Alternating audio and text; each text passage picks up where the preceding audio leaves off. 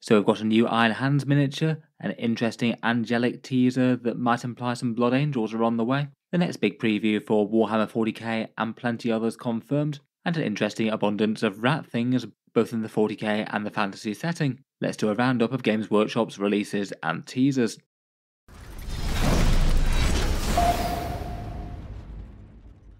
Hello and welcome back to Warspecs Tactics, where today I thought I'd do a bit of a roundup of Games Workshop releases and reveals this week, going over a whole bunch of topics that I thought were interesting but maybe not quite enough to warrant an entire video all by themselves. Let's talk Angels, Iron Hands, reveals and rats, and go through each topic one by one. First up, Games Workshop's rumour engine has given us an interesting little clue this morning. Often their teasers just aren't really all that specific, though every so often we get something that's at least fairly clear cut. It does appear that this one is almost certainly for Warhammer 40k. I'd say that there's two real main possibilities as to what it could be. The rumour engine bit is basically some trailing sheets of parchment, and it's one that we've seen on at least a few places now. It's the same sort of styling as what you get, say, on Celestine and her Gemini Superior, as you can see on the right, or for the Blood Angels on miniatures such as the Sanguinor or Asterath the Grim. My guess would be that it's probably a load-bearing parchment piece like one of those, given that it's really quite thick, far thicker than you'd really expect miniature parchment to be if it wasn't bearing the model's weight or something like that. And I feel like any of those are really quite possible at the moment. I'm sure Blood Angels will be getting their Black Templars and Dark Angels style refresh at some stage, and we've had Chapter Master Dante, so the other characters are likely to follow suit one after the other. In the image it looks like we've got two sets of parchment side by side, which does look like it could be either from Asterath or the Sanguinor, both of which have those sort of style things propping them up on their jump packs. If I'd had to guess out of the two, I'd probably say a Sanguinor, though I guess we'll wait and see on that front. Otherwise, if it's Sisters of Battle, it'd most likely be something jump infantry in a similar sort of styling to Celestine, maybe a jump character perhaps, or if it just happened to be trailing parchments on something else, maybe some sort of other big tank or bigger unit for the Sisters, though I think my first guess would either be jump packs, either for the Sisters or the Blood Angels. Let me know what you think of this one. Do you think it's either Angelic Space Marines, Angelic Battle Sisters, or something completely different? Next up, we've got a new Iron Hand Space Marine. This guy is Shadrach Meduson as a character from the character series for the Horus Heresy. Always kind of interesting to see new sculpts for the various legions out here. Most of them can be at least relatively applicable to Warhammer 40k, whether it's Chaos Lords or Exalted Champions, or Lieutenants or Captains. Mr. Meduson is armed with a bolt gun and a power sword. In the lore, he is a named character from the old Albia region of Terra. I guess that'd be the region that used to be distant past Britain. And he rose to fame as a particularly notable Iron Hands leader in the wake of the Drop Site Massacre, surviving the betrayal of the traitor legions due to being in orbit and fighting off boarding actions from the Heretic Astartes then. Since then, he was a notable character fighting alongside Raven Guard and Salamanders against Tybolt Mar, who was trying to hunt down the Shattered Legions, still representing the might and the calculated brutality of the Iron Hands, and proving that they weren't out for the count after their first knockout blow. I feel like the miniature is nice enough in itself. Plenty of Iron Hands detailing with the chapter logos plus his clan company on his right knee. His backpack features a servo arm that's stowed, and is wielding his mastercrafted bolter with a very fluffy and appropriate bionic hand. If he's priced the same as the rest of the Horus Heresy character series, he's likely to be £36, $56 or €45, so certainly priced at a premium compared with most Games Workshop characters out there, given that he's Forge World resin, and they also charge a premium for named characters apparently. Still though, seems that internet reception to the character has been fairly good. Kind of nice to see representation for one of the legions that doesn't have quite as many miniatures to its name. Next up, and perhaps some of the biggest news on the horizon, is that Games Workshop have officially announced the Adepticon preview.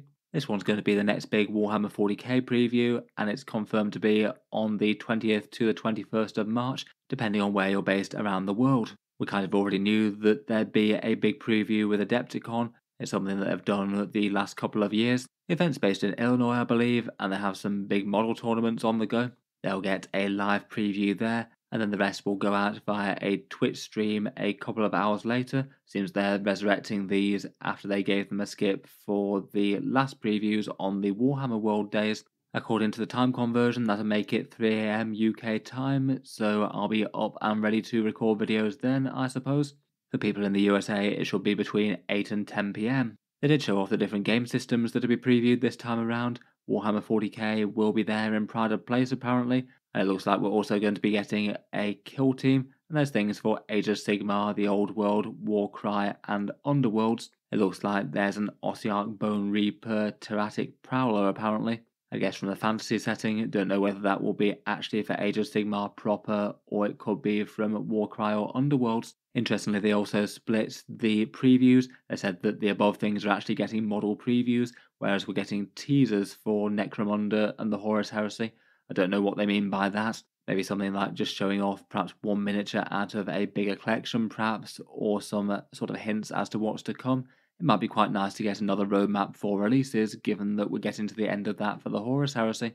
I'll hopefully make a follow-up video nearer the time, given any other hints that we might get about this. But in brief, Chaos seems likely it's going to be the next focus for Warhammer 40k. We've not heard anything from the Chaos Space Marines next, and they're the last ones to have anything talked about in the Games Workshop's previous roadmap where they were built for spring. So I guess we'll probably find out what sort of scale release they're getting, whether it is just literally a codex and character like we've had for the Orks and Custodes, or whether they're going to get something a bit more generous. Otherwise, the next two codexes are Sisters and Genestealer cults. We could get announcements or models for them. Then my guess would be that we'll only get that if we do get the Chaos Space Marines reveal as well. Other potentials for 40k could be Custodes and Orcs combat patrols, which are kind of bound to be coming, but we don't know what will be in them yet. And I'm sure that everyone will be pretty interested to know what that mystery codex is that they build for summer. I feel like if that one is a really big surprise release, something like Emperor's Children or Dark Mechanicum, or something else really surprising like that, there's a good chance we might find out about it here. Otherwise, if it's something maybe a bit more run-of-the-mill and it's just one of the many unreleased codexes that they've still got to do, we might well find out the identity of it. In any case, should be fun. I'll certainly aim to cover any other teasers or reveals here on the channel, so feel free to subscribe if you'd like to see that. Moving on, we've got some rather rat-related goodness. I feel like perhaps one of the more interesting and unusual releases for Necromunda that they've done recently is this Outland Beastmaster with a Wasteland Giant Rat. I guess this one is going alongside the Necromunda Ash Waste sort of expansion and things. Some nomadic scavenger guy having trained up some truly horrific sized vermin, no doubt grown to monstrous size due to the radiation, all the other weird toxin and chemical things that you find in hive cities and ash wastes. Not really very applicable to actual Warhammer 40k, but I still think it's interesting to see that these guys now officially exist within universe. Apparently the model kit will come with just the two models in the foreground as the primary offering, and then that you can get the other two rats separately, which maybe does feel a little bit on the mean side of things. I've got no doubt they'd cost far more than they would otherwise as a result. Just seems like it might have been a bit more sensible to offer them as a set of four. I do think that the miniatures are really quite fun, the two-headed one in particular. The second head with the sort of hooded drape sort of thing going on does look very Skaven. I guess this might be the nearest that Warhammer 40k gets to a Space Skaven release, something that certainly comes up in conversation from time to time, but seems very unlikely from Games Workshop unless they pull some sort of really surprise move on us. I did quite like their fun special rule as well, which meant that you get to replenish these for free in Necromunda, with the rule being called you're never more than 1 meter from a rat. I'm going to guess that rats are a bit more common on Necromunda by that, given that I think that the urban legend is more like 2 meters from a rat, and giving it a bit quick Google, it sounds like that's not particularly accurate anyway. Even if you live within an urban centre, it's a bit further than that. If that weren't quite enough rat-related goodness for you, another thing that caught my eye is the news that Skaven appear to be returning to Age of Sigmar in a big way. I know I generally tend to focus on the 40k universe, but I think that this one's at least fairly big news for Age of Sigmar. GW released a sort of teaser trailer on Sunday that really had me thinking of the ones they did for the Leviathan box set with the Space Marine Terminator and the Tyranids. This one being heralded by many as the announcement for 4th edition Age of Sigmar, which I think is rumoured fairly close to now. The trailer gives us a shot of a shadowy town with a rat scuttling amongst the cobbles, a bell chiming in the distance, and sort of ominous rumbling beneath the earth, along with the teaser text, Sigmar lied. I feel like if this were anything else but a big return of Skaven, it would be really quite a big surprise. The internet at large certainly seems to have treated it as confirmation for Skaven returning for 4th edition Age of Sigmar, likely in a big versus box with Stormcast Eternals versus everyone's favourite undermining rodents that are hooked on Warpstone. If so, then it's kind of nice to see some returning to focus on such a popular faction. I guess like other launch factions, it'll mean that they get plenty of new kits, including a starter box set. Will be interesting to see some of their classic sculpts updated with more modern plastics. Finally, just for a little bit of past speculation that I'd seen discussed in a few different places on the internet, I thought I might just share this here given that I don't really know where else to do so. I think quite a few people found it kind of curious when Lionel Johnson released last year, where it was the Primarch's new miniature upsold with some bog standard Blade Guard, even if maybe they have a slight theoretical raise value in the Dark Angels given that they're Deathwing in theory. The initial box set was labelled as the Lionsguard and it sold out pretty much immediately. But since the announcement and release of the Inner Circle Companions, I did think myself whether or not it might have been these guys that were supposed to come out with that box set originally, and I have seen a few people discussing that in various places since. At least on paper, I think it would have made a lot more sense for Lionel Johnson to be fighting alongside these quote-unquote Inner Circle Companions. They'd even had him in Mike Brooks' Lion Son of the Forest book, gathering his band of redeemed fallen, and there's lore of him in the Codex fighting alongside the Inner Circle Companions. It's often a bit unclear with what sort of way Games Workshop chooses to release things, but I feel like it's at least possible that the Inner Circle Companions were developed a while back, initially thinking that they'd release them alongside Lionel Johnson. But then for whatever reason they were delayed or they decided to save them for a later release and the Blade Guard was subbed in at the last minute instead. It is just interesting that in the lore we've had him fighting alongside essentially these guys, whereas the Blade Guard just didn't really have any justification either in terms of the models with any unique sprues or even an upgrade kit or anything like that, and certainly didn't really add any excitement to the box set, just being seen as a bit of an upsell to get your Primarch early. Let me know what you think on that one though I think it is pretty plausible. Games Workshop is known to be a bit mutable with releases, often developing models really quite a long time in advance and then keeping them under lock and key until the time that makes most sense to announce and release them, often alongside an updated codex.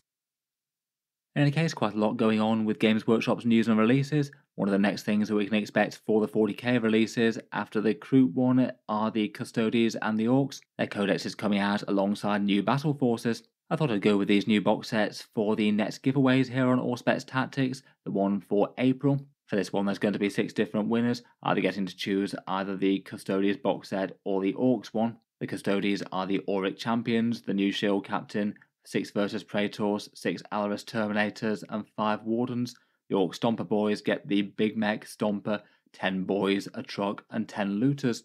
As per normal, there's 2 equal ways to enter these giveaways down in the video description. You can either support the channel on the Patreon page for any amount, that gets you automatic entry into the giveaways each and every month. I do so by exporting the list of active patrons. Massive thank you to all you guys who do support. It does certainly allow me to make these videos my full-time thing. Otherwise, you can also support the channel via social media completely for free. You can do that by doing 3 actions. Subscribe to the YouTube channel and like the Facebook page. And then to actually enter the draw, then a post appears on the Facebook page on the 1st of April. Reply to that post with a photo of any 40k mini or imagery, along with your name and the date handwritten within the same photo. That bit's just to deter Facebook bots and spammers. That post stays up for 24 hours, and then at the end of that, I do a draw with the random number generator, putting in all the Facebook and the Patreon entries equally, picking out 6 winners, and the box sets will be posted after I receive them, which I guess will be 2 weeks after Games Workshop officially announced them. In any case, there'll be further giveaways every month, so feel free to check out the Patreon page linked in the video description, or the Facebook page there as well, if you'd like to enter for those later. In any case, look forward to your thoughts on the upcoming news and reveals. What do you make of Angelic teasers, new Iron Hands, big 40k previews and rats everywhere? Look forward to hearing your thoughts and ideas down in the comments. Feel free to subscribe to the channel if you'd like to see more like that, and if you would like to support the channel on Patreon to keep these videos coming, there are a few advantages as well. Seeing certain videos early, regular votes to see what sort of things come next on the channel, and automatic entry into those giveaways of course. If any of that sounds good to you, or you'd just like to help support, the link's down in the video description. In any case, an enormous thank you for listening, and I'll hope to see you guys next time.